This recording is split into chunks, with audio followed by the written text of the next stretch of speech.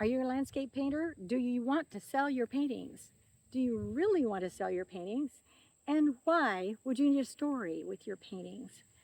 I'm going to answer those two questions for you because I took a journey and I've been in the place that you are at this very moment.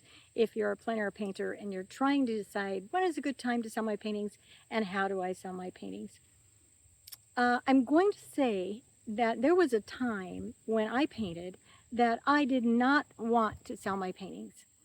I painted, I enjoyed the painting, and I hung them in my home, and I kept hanging them in my home. The reason I didn't sell them, of course, is because I was learning and I was throwing away and I was putting them in the garage. And then for every one I threw away, there would be another one and another. And then maybe once in a while, I would come up with one that made it to the finish line. That's the way it is in the beginning. But as you go along, it gets better and better, and you get better and better. A good way to gauge when you're ready to sell is to ask your spouse. They're the ones that will be the most honest, I found. Or a very good friend that can be critical, or a coach. That always helps too. So when you get to that point, you will kind of know that you're wanting maybe to dabble in that a little bit. But my problem was I hung them in my home and my paintings became who I was and what I had done. And it was my story.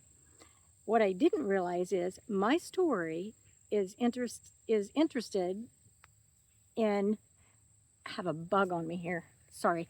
My story is something that collectors are interested in because your story goes along with the piece of art. You're communicating without words. And what you're doing is you are capturing a moment in time that is very close to your heart. You have worked hours and hours on it, likely, and not to count the time that it took you in the teaching process and the learning process and the years that go by that it takes to get better and better. So these things are very close to your heart. When you get good ones, you want to hang them on your wall, you want to look at them, and you can remember those memories. It's wonderful.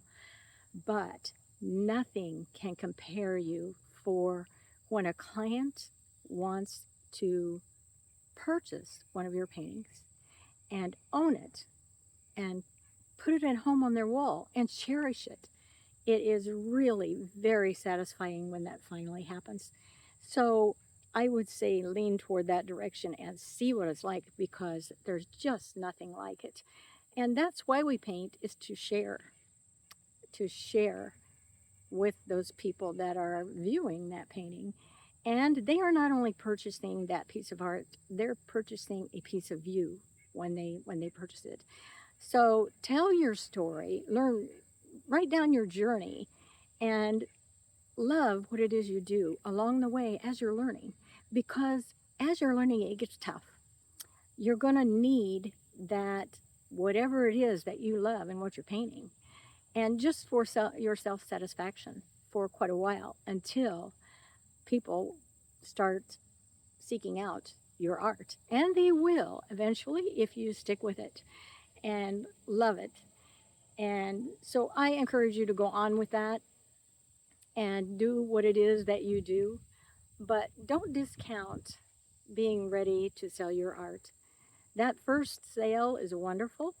It gives you more confidence, and your family and friends are very important early on too.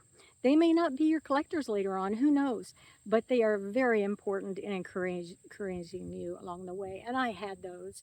And my husband, of course, has been very supportive and my best critic. So go on with what it is you do. And if you like my tips, please let me know. And if I can help you in any way, I'll do it. Have a good day.